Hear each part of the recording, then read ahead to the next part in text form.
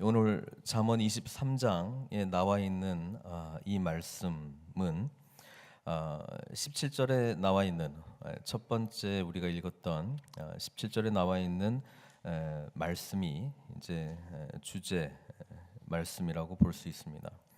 무슨 이야기냐면 죄인의 형통, 죄인의 형통을 보면서 부러워하지 말고 항상 여호와를 경외하라. 이것이 이제 주제의 말씀입니다.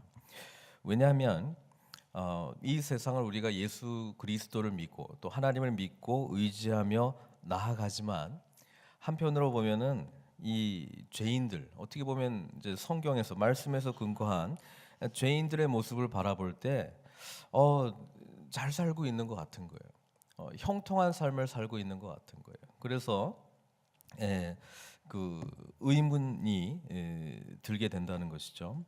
여기서 대표적으로 나와 있는 것이 이제 술을 즐겨하는 것과 고기를 탐하는 것과 또 이제 음녀와 같이 이방 여인으로 이제 대변되는 세상적인 즐거움에 대해서 지금 이야기를 하고 있습니다. 그러니까 분명히 죄인의 모습으로 살아가고 있는데 세상적으로 바라볼 때는 너무 그냥 즐겁게 살고 있는 거예요. 잘 살고 있는 거예요. 그걸 보고 하나님을 섬기고 의롭게 살아가는 자가 이걸 보고 이제 이건 뭔가 이런 이제 질문이 생긴다는 것이죠. 이 죄인의 형통을 보고 부러워하는 또 정말 하나님이 정말 계시는 건가라고 하는 의심이 드는 그런 질문들은 비단 여기에서만 나온 것이 아닙니다. 대표적인 게 예레미야, 눈물의 선지자 예레미야도 똑같은 질문을 했어요. 정말 하나님 앞에서 의롭게 살아가고 말씀대로 살아가고 하는 사람들을 보니까 오히려 잘 사는 것이 아니고 세상적으로 보면은 이제 고통당하고 힘들어하고 있는 모습들이 보이는 거예요. 그래서 예레미야가 하도 답답해가지고 우리 하나님 앞에 이렇게 질문한 내용이 예레미야 12장 1절에 나와 있습니다. 제가 읽어드릴게요. 여호와여, 내가 주와 변론할 때는 주께서 의로우시니이다. 그러나 내가 주께 질문하옵나니 악한 자의 길이 형통하며 반역한 자가 다 평안함은 무슨 까닭이니까? 이 질문을 던졌단 말이에요. 이 질문을 던졌습니다. 우리 하나님께서 예레미야 이 질문을 받고 대답을 하시긴 해요. 근데 질문으로 대답을 하십니다. 대답을 어떻게 했냐면은 12장 5절에 예레미야 12장 5절에 이렇게 대답을 해요. 만일 내가 보행자와 함께 달려도 피곤하면 어찌 능히 말과 경주하겠느냐? 내가 평안한 땅에서는 무사하려니와 요단강 물이 넘칠 때에는 어찌하겠느냐? 이렇게 질문으로 질문을 대답을 줬다 이 말이에요. 이게 무슨 이야기입니까? 어찌 보면 이 네가 보기에 예레미야 네가 보기에 이 악인의 형통한 모습을 통해서 오히려 뭐예요? 더 굳건한 신앙을 갖게 된다는 거예요. 하나님을 믿는 것이 무엇인지를 예레미야가 더 깊이 깨닫게 될 것이라고 하는 거예요. 그래서 그 신앙이 마치 말과 경주하는 사람이 말과 경주해서 이길 수 있습니까? 안 되잖아요. 그러나 하나님께서는 말과 경주해서도 이기는 신앙을 주시겠다는 거예요. 그리고 평안한 땅에 신앙 좋고 행복하고 하는 거는 누구나 할 수 있다는 거예요. 그러나 우리 하나님 믿는 사람들은 세상에 여러 가지 일들이 다 일어남에도 불구하고 뭐예요? 여기서는 이제 요단의 강 물이 넘칠 때에 네가 어찌하겠느냐? 그때도 평안한 마음, 하나님을 절대적으로 신뢰하는 믿음을 가질 수 있느냐? 이 질문을 던진 것이죠.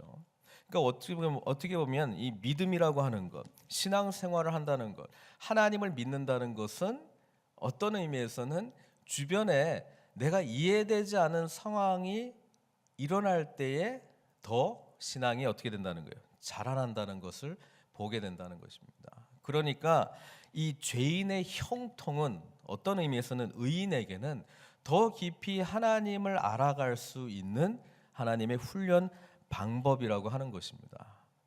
시편 73편에도 똑같은 질문이 있습니다. 물론 시의 모습으로 나와 있는데요. 이 죄인의 형통에 대해서 여전히 고민하고 있는 내용인데 제가 다 읽어드릴 수는 없고 앞부분만 좀 보도록 하겠습니다. 예. 우리 잠언에서는 그냥 죄인의 형통을 부러워하지 말라 이렇게 돼 있지만 우리 시편에서는 이거를 시적으로 표현을 했죠.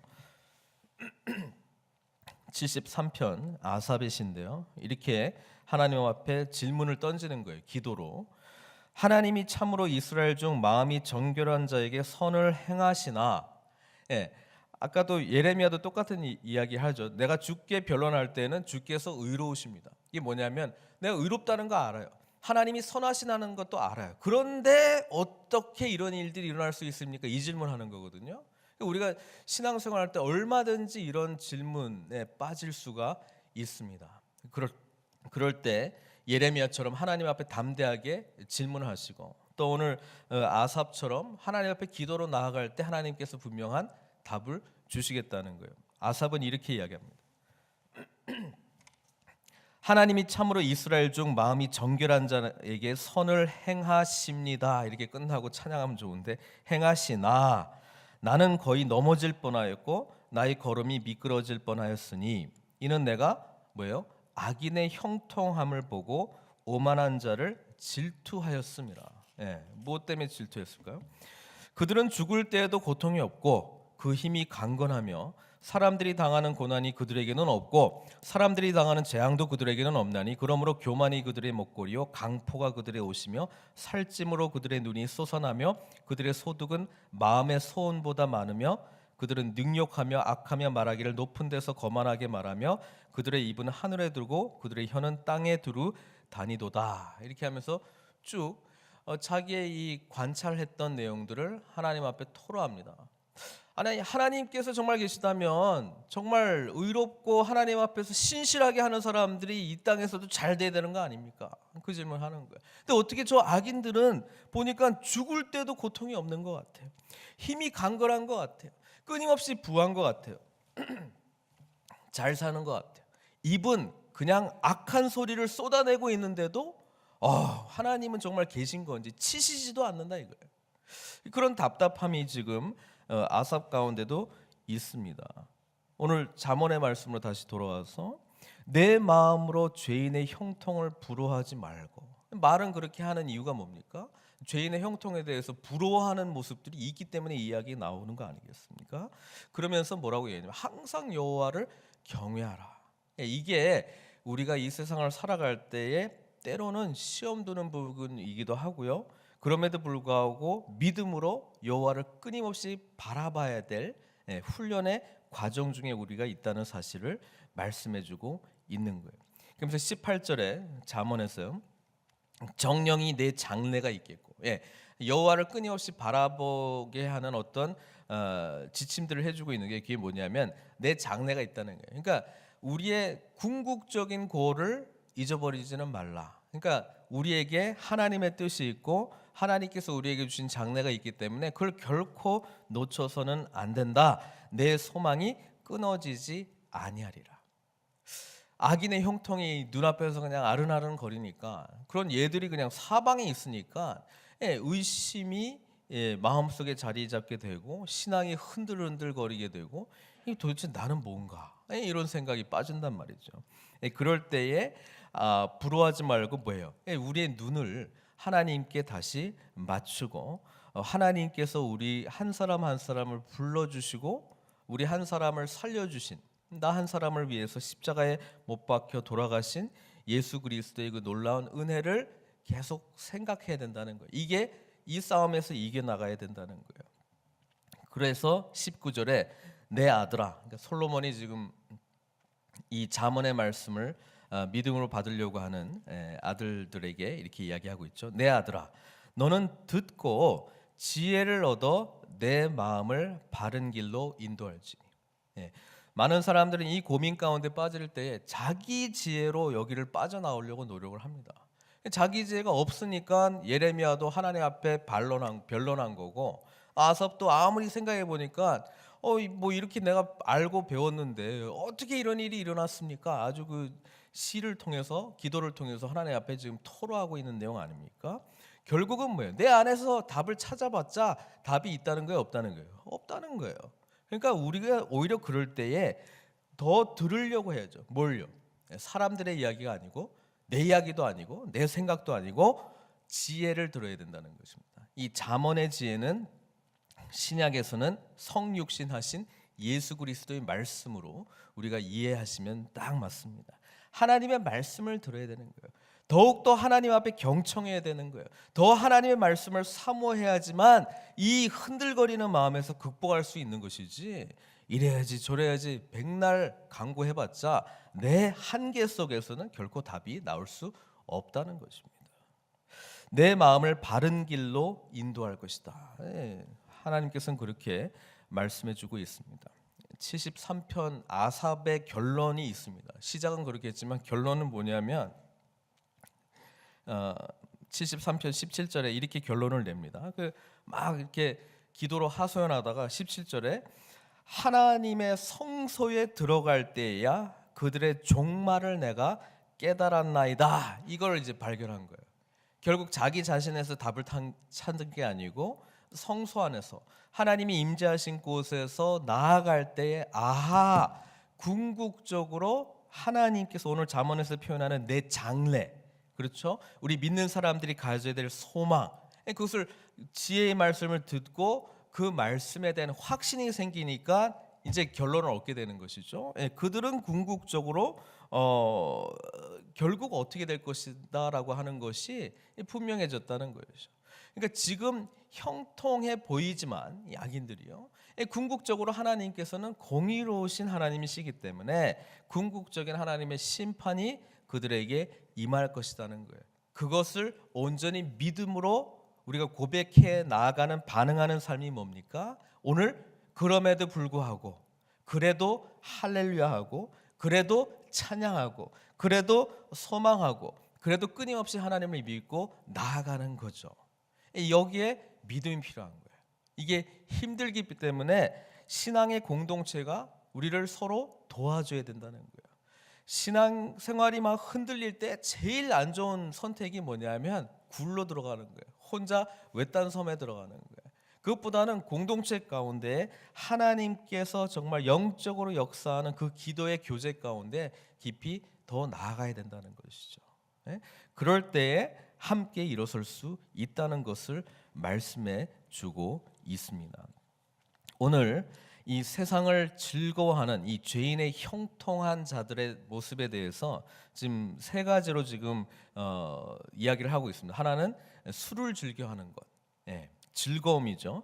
고기를 탐하는 것, 탐한다라고 하는 단어를 썼습니다. 그리고 음녀 또는 이방 여인을 통한 이 세상의 즐거움, 모두 다 보면은요 육신적인 즐거움입니다. 그렇죠? 술도 마찬가지고 고기를 탐하는 것도 마찬가지고 이 음녀를 이방 여인을 취하면서 뭔가 즐거움, 세상의 즐거움을 얻는다라고 하는 것은 전부 육신적인 즐거움을 이야기를 하고 있습니다. 육신적인 즐거움의 특징이 있습니다. 이것은 모두 다가 일시적이라는 거예요. 일시적이라는 거예요. 하나님께서 참 우리 인간을 창조하셨을 때 술을 계속 마실 수도 없어요. 한계가 있죠. 음식, 고기도 아무리 좋다 할지라도 그거를 계속 먹을 수가 없습니다. 일정한 시간이 되면 그냥 이게 배가 부르잖아요. 또 아무리 음료와 어떤 그 성적인 어떤 그 쾌락을 쫓아간다 할지라도 그게 끝이 있다는 거예요. 끝이 있다는 거예요. 육신적인 것은 반드시 끝이 있습니다. 근데 그 끝이 행복하지가 않다는 것 혹시 알고 계십니까? 끝이 결코 내 영혼에게 아주 큰 만족감을 주지 않기 때문에 끝나요. 그러니까 이거를 계속 누리기 위해서는 어떻게 합니까? 계속 해야 되는 거야. 또 하고 또 하고 또 하고 반복적으로 하는 것이 마치 영원한 그 쾌락과 즐거움을 얻는 것 같은 착각 속에 빠져요. 여기도 보니까 재미있는 표현을 합니다. 나중에 그 30절부터 31절, 32절, 33절에 이 술을 통한 이 쾌락에 대해서 쭉 이야기하다가 결국 이 사람이 어떻게 되냐면 34절에 보니까는 너는 바닷 가운데 누운 자 같을 것이요. 바닷 가운데 누워 있으면 결국 죽을 거 아니에요? 돛을 위에 누운 자 같을 것이고, 그다음에 그 배 위에 돛 있잖아요. 돛 위에 누운 자 같을 거라는 거예요. 그러니까 이게 조금 잘못하면 죽는 거예요. 그런데 스스로는 어떻게 말하느냐? 사람이 나를 때려도 나는 아프지 아니하고 나를 상하게 하여도 내게 감각이 없도다. 이게 뭐예요? 예, 마약 중독된 사람들의 특징 아닙니까? 예, 술에 완전히 그냥 중독된 사람들의 특징 아닙니까? 이 세상에 중독된 사람들의 특징 아닙니까? 본인은 너무 좋아요. 그러나 뭐예요? 멸망의 길을 향해서 가고 있다는 것이죠. 그래서 이 사람들의 특징은 뭐냐면 분명히 감각이 없는데, 어떤 감각이 없냐면 영적인 감각으로 말미암아 이 세상에 대한 바른 시선과 감각이 전부 사라져 버렸습니다. 그러니까 자기의 유희와 쾌락과 육신적인 즐거움만을 쫓아가는 것의 완성도가 결국은 뭐예요? 헛된 착각하는 인생으로 귀결되었다는 것을 말씀해 주고 있습니다. 내가 언제나 깰까? 혹시 깰까봐 다시 술 찾고, 다시 세상적인 것 찾고, 다시 감각적인 즐거움을 주는 것을 전부 찾아가는 인생에 대해서 지금 이야기를 해주고 있습니다. 이 잠언의 이야기를 보면 세상의 즐거움은 결코 우리에게 참된 만족감을 줄 수 없다는 것을 이야기해 줍니다. 그러나 영혼의 문제는 틀리지 않습니까? 영적인 즐거움은 끝이 없습니다. 하나님께서 우리에게 주시는 이 영혼의 그 즐거움이라고 하는 것은 계속 부어져도 우리가 더욱더 깊은 만족감 가운데 나아가는 것을 우리는 경험해 보지 않았습니까? 그래서 오늘 말씀을 통해서 하나님께서는 우리가 보다 의로운 길, 하나님께서 기뻐하시는 길을 선택하라, 그렇게 말씀해 주고 있습니다. 그런데 그렇게만 말하면, 그러면 이 잠언의 말씀들이 늘 흑백이거든요. 이거 아니면 이 길이에요. 이쪽 길로 가고 있는 건, 하나님께서 기뻐하시지 않는 길을 가는 사람들은 어떡합니까? 로마서의 정의에 보면은 모두 다가 전부 의로운 길이 아니라 이 죄인의 길로 가고 있다고 지금 이야기하고 있기 때문에 그렇습니다. 그런 생각을 하게 되면 우리는 이 고통으로부터 나를 구원해 주실 그 한 분을 찾을 수밖에 없는데, 그분이 바로 누굽니까? 예수님이라고 하는 것이죠. 그래서 우리 주님께서는 오늘 우리가 방금 읽었던 이야기를 대표하는 한 사람을 이야기로 지금 만들어 줬습니다. 그게 누굽니까? 탕자라고 하는 거야. 탕자는 사실 모든 것을 다 가지고 있었던 사람이었습니다. 아버지로부터 사랑과 보호와 또 앞으로의 미래도 가지고 있었던 사람입니다. 그런데 뭐예요? 죄인의 형통이 더 좋아 보이는 거예요. 죄인의 형통이 더 자기 자신을 재밌게 할 것 같다는 생각이 들었어요. 그 길을 가야지만 자기가 기뻐할 것 같았어요. 여기 있어봤자 형님도 있고 내가 뭐 장자도 아니고, 차라리 내 세상, 내가 창조한 세상, 내가 만들어나는 세상에서 정말 즐거움을 누려야 되겠다. 그래서 어떻게 합니까? 아버지로부터 모든 재산을 받고 향락에 빠지지 않습니까? 여기 나와 있는 거 다 했을 거예요. 술도 즐기고 고기도 탐하고 음료와 즐기면서 그냥 허랑방탕하게 살아가고 있는 것이죠. 여기에 말하고 있는 모든 거를 위배하는 이 행위들을 했어요. 너를 낳은 아비에게 청정하고 청정 안 합니다. 내 늙은 어미를 경히 여기지 말고 다 무시하고 떠나 버렸다라고 하는 것입니다. 진리를 다 팔아버렸습니다. 그리고 뭘 샀습니까? 세상의 유의와 향락을 전부 돈으로 구입했다라고 하는 것이죠. 그러면서 뭔가 만족한 인생을 찾으려고 노력했는데 결국 다 쓰고도 뭐예요? 허무함을 발견했다는 것입니다. 이것이 이 잠언으로 말하면 그런 사람들은 패망할 것이고 사망할 것이고 죽을 것이고 이러면은 참 우리가 어떻게 나아갈 수 있는 길이 없잖아요. 그런데 예수님이 오셔가지고 뭐예요? 우리에게 은혜를 주셨다는 것이죠. 은혜를 주셨다는 것이죠. 우리는 돌아온 탕자의 길을 주님께서 제시해 주셨다는 것에 대해서 우리는 감사함으로 하나님께 늘 나아가야 된다는 것입니다. 예수 그리스도의 복음의 능력이 없었다면 우리는 어찌 보면 잠언을 묵상하면서도 절망할 수밖에 없어요. 왜? 내 자신이 의로운 삶을 향해서 나아가는 게 보여지고 있지 않기 때문에 그렇습니다. 그러나 우리 주님을 생각할 때마다 오늘 18절에 말했듯이 소망이 다시 일어나기 시작합니다. 끊어지지 않고 일어나기 시작합니다. 장래가 있다는 것이 나 같은 죄인에게도 있다는 것을 발견하게 됩니다. 그러니까 우리는 다시 일어설 수 있는 것이고 다시 진리 가운데 초청받은 돌아온 탕자의 축복과 은혜를 누릴 수 있다는 것이죠. 이것을 늘 기억해야 됩니다. 우리는 모두 다가 돌아온 탕자의 은혜를 받은 사람들로서 그리스도 이 사랑을 어떻게 하면 더 전할 수 있을까? 어떻게 하면 이 그리스도의 놀라운 사랑에 대해서 내가 반응하고 하나님이 기뻐하시는 삶을 향해서 나아갈 수 있을까? 26절에 말하고 있듯이 내 아들아 내 마음을 내게 주며 내 눈으로 내 길을 즐거워하는, 이제 더 이상 세상적인 즐거움을 쫓지 않고 하나님께서 기뻐하시는 그 길을 향해서 즐거워하며 말씀으로 즐거워하며 예배로 즐거워하며 주님께서 나를 사용해 주신 그 은혜에 즐거워하며 나아갈 수 있는 그 축복과 은혜를 받은 우리들을 하나님께서 이 자리에 모아 주셨다라고 하는 사실이죠. 그것이 오늘을 살아가게 하는 힘이 된다는 것입니다.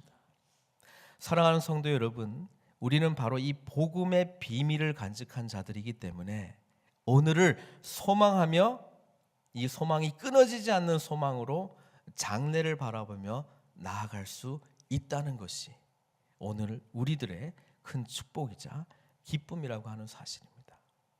저는 그런 점에서 우리 교회를 그런 마음으로 보게 됩니다.